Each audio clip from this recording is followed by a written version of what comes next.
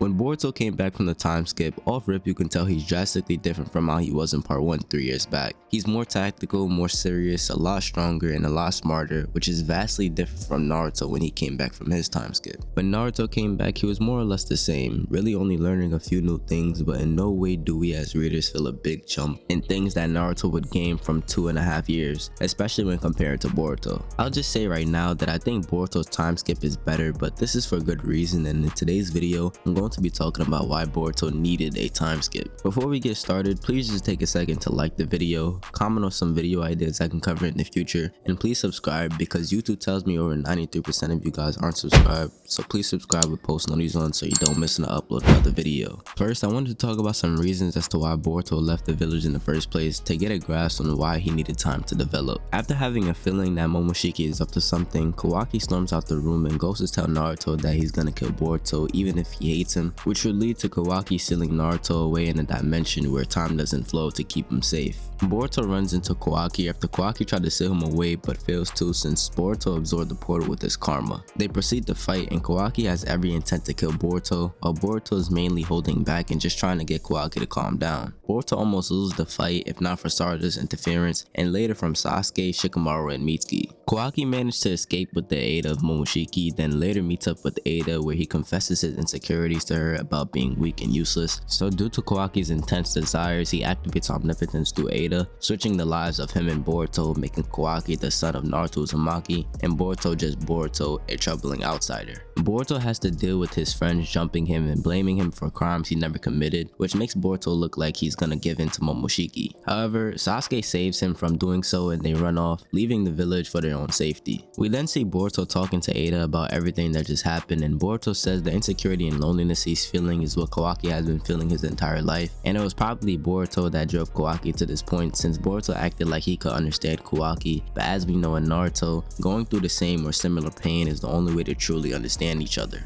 Boruto blames himself for being weak and says he can finally see it now. He can't let this end as brother killing brother. He has to get a lot stronger and turn this into a mere quarrel between siblings. Boruto had a lot to learn with the time he spent during the time skip. Not only did he have to get a lot stronger in order to face Kawaki in the future, things he didn't even know of were brewing under the surface, which would lead to him needing to get much stronger in order to figure out how to deal with things like the Clawgram evolving into something bigger than he could imagine. This is actually one of the main points I wanted to bring up in this video, and that's how much Naruto learned versus how much Boruto learned, but before I talk about that, I'm going to go over why Naruto left really quickly. After Naruto lost to Sasuke, Jiraiya shows up to Naruto's hospital to talk to him about the Akatsuki. Jiraiya says when he was researching Orochimaru's art of immortality, he found out the Akatsuki won't be back for Naruto for another 3 years. Naruto says he doesn't care about that and that he can't afford to sit around and play games because Orochimaru has Sasuke and is gonna take his body if they don't do something about it. Jiraiya says that he just told Naruto that he's been researching Orochimaru's immortality, and it appears they have more than 3 years before Orochimaru can use Sasuke as a vessel. However, Jiraiya tells Naruto to forget about Sasuke since he went there willingly, so it won't matter what Naruto does because Sasuke won't change. Jiraiya says in order to be a shinobi, Naruto needs more than strength and jutsu, and that he needs to be able to weigh his options and make the best decision for himself. He says the shinobi world is no place for a fool, and that's the reality. Naruto says he understands, but if being smart is as Jiraiya says, then Naruto will remain a fool for the rest of his life. Jiraiya says Naruto is a fool, but a special type of fool that can probably handle this, and says to Naruto that when he gets out of the hospital to be ready because Jiraiya is gonna train him. Naruto has to get stronger in order to deal with the likes of the Akatsuki who will be hunting him down in due time, but he also has his own goal of bringing Sasuke back to the village and saving him from Orochimaru. Naruto has to learn as much as he can in limited time so he can come back strong enough not only to survive but to fight back and eventually beat foes like the Akatsuki and to fulfill his promise of bringing Sasuke back to Konoha. However, Naruto doesn't learn as much as you think he should, or at least as much as he needs to in order to obtain his goals. However, this is where Boruto's time skip isn't struggling and where Naruto's time skip lacks. When we see Naruto come back from his time skip, he's not really all that impressive and he has this theme of feeling too weak and left behind by everyone else. He's learned that everyone in his class became Chunin, he's only learned the bigger Rasengan, and he's learned how to control Kurama's powers a little better. Compared to everyone else, Naruto didn't progress that far, and this is especially the case when he comes face to face with Sasuke for the first time in 2.5 years. Sasuke Sasuke is just blatantly way above Naruto here. Orochimaru even says before Naruto meets Sasuke again that Naruto in his foretell state is still nowhere near Sasuke's level. Sasuke is even shown standing way above Naruto in their first meet, which makes him feel above the rest of the characters that's below him in a metaphorical sense, but then also proceeds to not only completely bully Naruto but everybody Naruto was with, which includes Yamato, Sakura, and Sai. To make things even worse, this Sasuke is not even trying at all, not only because he's not using his curse mark, but his demeanor and the way he's going about the fight will give you the impression that he's not taking Team 7 seriously. Sasuke even shuts down Naruto's use in Kurama, with Naruto even questioning how Sasuke was able to invade the space that Kurama and Naruto are in. All of this combined with the fact that when Sasuke leaves, we get a scene of Naruto depressed saying he's totally weak and has to get cheered up by Sakura and the rest of his teammates. However, when Boruto came back from the time skip, he shows up stepping on Code's face and talks down to him before dodging his attack. Already Boruto is flexing on Code, and just from those two panels you get the feel that Boruto is different. He then proceeds to easily deal with Code's army of claw grimes while telling Code to show him where Tentos is, otherwise Boruto will kill him without effort, so Code might as well do something good for the world before then. Code insists on being cocky and refusing to do as Boruto says, so Boruto shows him that he's not joking around and activates a brand new technique specifically made for Boruto himself called Rasengan Uzuhiko. With this technique, Boruto easily and effortlessly takes down Code, someone we know is stronger than Jigen, who bullied Naruto and Sasuke without even trying. Even past this, we see Boruto's bags of tricks not limited to just a few moves. In just 3 more chapters, Boruto has shown the ability to use Flying Raijin, he can fly, and he can use Purple Lightning at a seemingly efficient rate, since we see him able to use it with one-handed hand signs, while also cloaking it around his sword, which we see Sasuke do a lot. Speaking of Sasuke, he even stated that over the course of just 1 year, Boruto has learned almost all of Sasuke's techniques and styles, and Sasuke even goes as far to say that Boruto is a genius. Even in his demeanor, you can tell Boruto has changed and matured over the 3 years, and you get the feel that Boruto used his time extremely effectively and it brought out great results. Whereas with Naruto, you don't get the same feeling, and instead, it feels like Naruto didn't do much over his time skip. Now, I know Naruto wasn't just doing nothing during those 2.5 years, but in comparison to everybody else, and especially Sasuke, he just wasn't impressive to say the least, making his time skip seem pretty pointless, especially for the amount of time that was placed on the time skip, but I'll elaborate on this more later in the video. Even though Boruto had more time than Naruto, it was only about a 6-month difference, and regardless, Boruto learned almost everything Sasuke could teach in just a year. Even Sasuke told him it was all up to Boruto now to hone the techniques in his mind in order to keep growing, and that it wasn't really much that Sasuke can teach him. One thing I can say about Naruto's time skip is that it has a few written reasonings as to why it's so long. However, these reasons as to why Naruto had to go away for 2.5 years can just be written to be shorter, especially given the outcome of the time skip. One of those reasons is the Akatsuki, and Jiraiya says they won't be back for Naruto until another 3 or 4 more years. But why?